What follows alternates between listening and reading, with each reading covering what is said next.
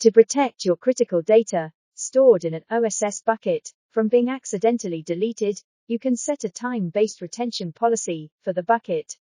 No one can modify or delete the data protected by a retention policy during the retention period of the policy. Now, I'll introduce how to set a retention policy for a bucket. Log on to the OSS console. In the left side bucket list, click the bucket that you want to set a compliant retention policy for. Click the Basic Settings tab, and then locate the retention policy area. Click Configure, and then click Create Policy.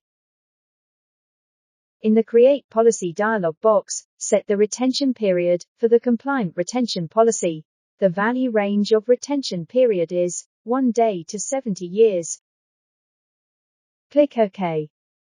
After a compliant retention policy is created, it is in the in-progress state for 24 hours. During this period, the objects in the bucket are protected.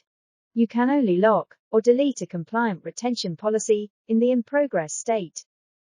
A retention policy becomes invalid if it is not locked 24 hours after it is created. After a retention policy is locked, you cannot reduce its retention period or delete the policy. After confirming the retention policy configuration, click Lock, and then click OK. After you lock a retention policy, its status becomes locked. You cannot delete a retention policy in this status, but can only prolong its retention period. After a retention policy takes effect, objects in the bucket protected by the policy cannot be deleted.